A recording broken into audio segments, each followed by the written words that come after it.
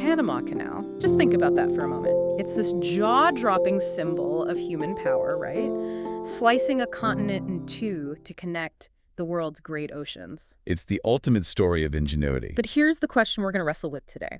Can an achievement that's so monumental, one that literally reshaped the globe, also be seen as a profound moral failure?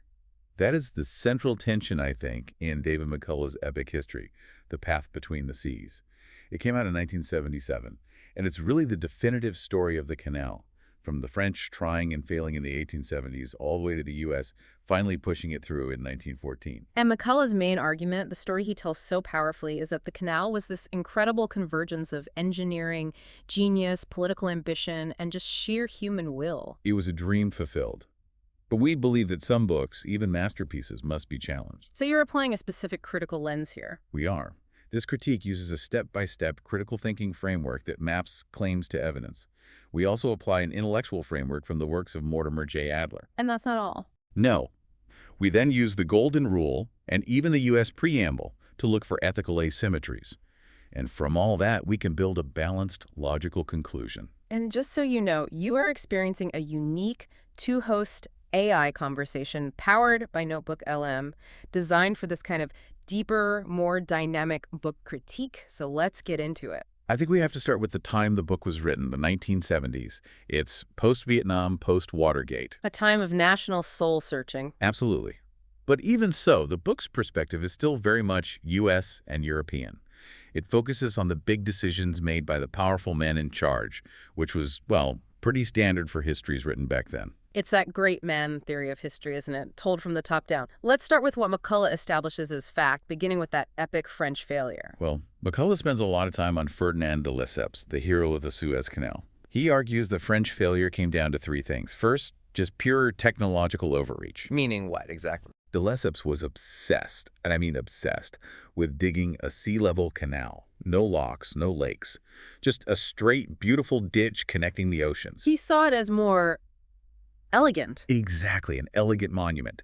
But he completely ignored all the warnings about the geology, the jungle, the endless rain. And McCullough provides the evidence, showing how that dream turned into a nightmare of mudslides and flooding in the Culebra Mountains. Then came the financial disaster. Massive speculation, political scandals in Paris that nearly brought down the government. We're talking about billions in today's money, just vanishing. Vanishing. But the worst part, the truly chilling part, was the human cost. They were completely unprepared for tropical disease. The French effort became a death trap. Which is where the story pivots. The U.S. takes over, and McCullough claims their success came from a totally different mindset. Right. It wasn't just about throwing more money and men at the problem. It was about discipline, both organizational and intellectual discipline. So what were the keys to that success? According to the book, there were three. First, they made this strategic call to abandon the sea-level fantasy. They went for the lock and lake design instead. The system we see today centered on the huge man-made Gatun Lake. An incredible piece of engineering. Second was the organizational genius of Colonel George Guthals. He basically ran the canal zone like a military campaign. Everything was about efficiency and order. And the third piece of the puzzle, the one McCullough really highlights as the game changer, Was conquering yellow fever and malaria. Dr. William Gorgas, using insights from Cuba, figured out it wasn't bad air killing everyone. It was the mosquito. And McCullough backs all this up with just a mountain of evidence, doesn't he? Oh, absolutely. Archival records, letters, engineering reports. He details the excavation volumes, the debates over lock sizes, and then you see the medical charts where the death rates just plummet once Gorgas's sanitation campaigns finally get funded and put into practice. And we can't forget the politics of it all. This wasn't just an engineering project. Not at all. McCullough shows it was a creation of raw political power. Theodore Roosevelt's aggressive statecraft directly led to Panama declaring independence from Colombia. Which then allowed the U.S. to sign the Hebuna-Varilla Treaty. A treaty that gave the U.S. total control over the canal zone in perpetuity. So, from a purely informational standpoint, looking at it through what we call an intellectual framework, McCullough's book is superb. It gives you the facts, the who, what, where, and when. It gives you knowledge, not just opinion. And that gives us the foundation to dig deeper. Okay, so we have the foundation. Now let's apply that critical lens and start asking why. Why did so many brilliant people make such terrible, deadly mistakes? This is where we see how ideology can blind people, even elites. The belief in that sea-level elegance is a perfect example. It was an idea that was just too beautiful to let go of. Exactly. There's a theory that trumped the physical reality right in front of them. The engineers and financiers clung to it for years, despite all the data, the costs, the mudslides, the death toll, screaming that it was impossible. It represents a complete failure to match their beliefs with the actual facts on the ground. A failure of correspondence, yes. And it had a lethal cost. The same pattern happened with the medical crisis. You mean the resistance to Dr. Gorgas? Yes. The skepticism toward the mosquito theory was intense. The established medical view was that it was all about miasma, bad air from the swamps. So professional pride and dogma stood in the way of a life-saving breakthrough. For a crucial period, yes. It was a failure of practical wisdom, and that delay cost thousands of lives.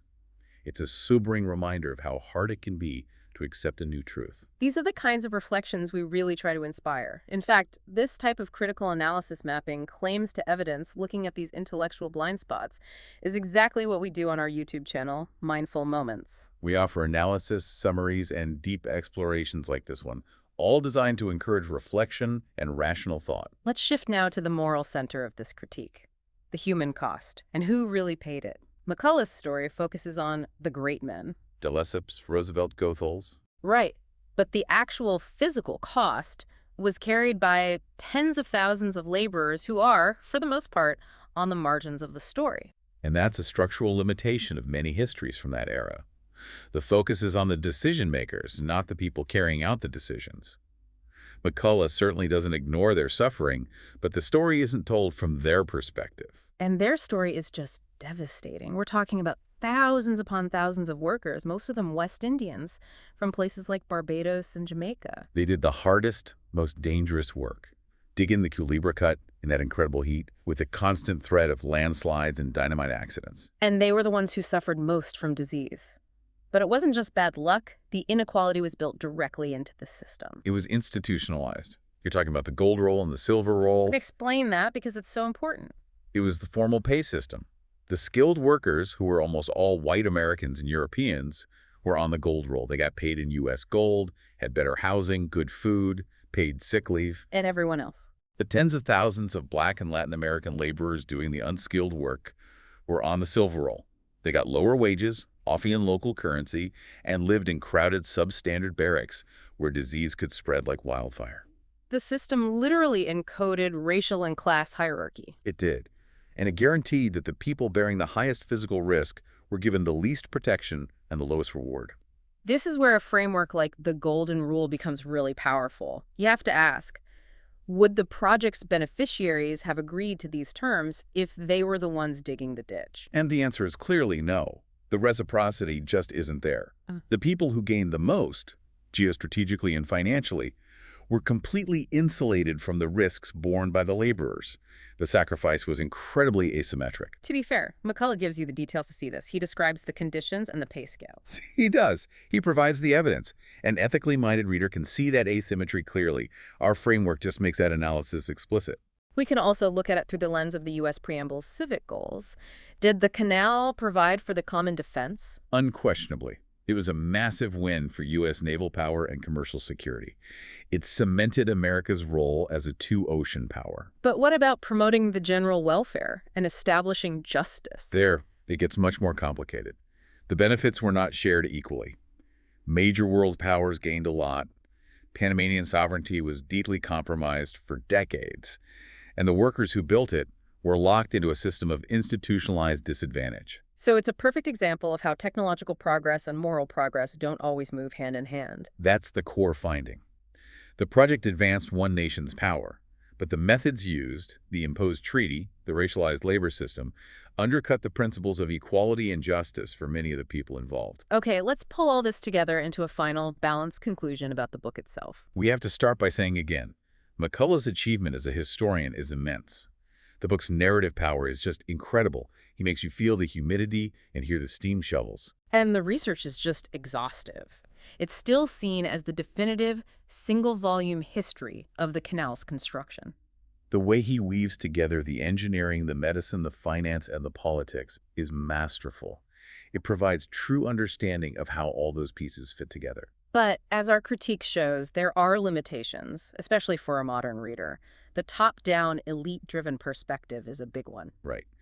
And the moral questions, while present, are often secondary to the sheer awe of the achievement.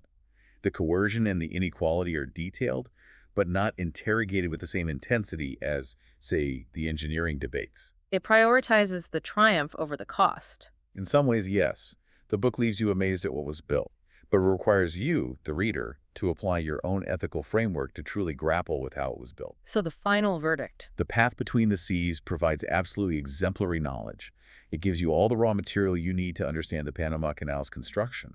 It's a monumental work of history. But it's not the final word on the meaning of that history. Exactly. To fully grasp the moral and human dimensions of progress, you need to bring these other tools to the reading, like the Golden Rule or critical thinking.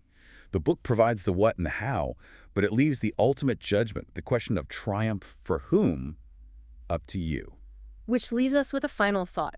If history, as they say, is so often written by the victors, by the politicians and the engineers, what crucial perspectives are we still missing about the true cost of connecting our world? We want to acknowledge that this critique was systematically designed using a rigorous framework for nonfiction analysis that maps claims to evidence, assesses intellectual coherence, and identifies ethical asymmetries. Click the link on screen for the in-depth book analysis. Subscribe, share, purchase via link, and think rationally. See the many genre-based book podcasts at Mindful Moments. Subscribe and nourish your mind on the go.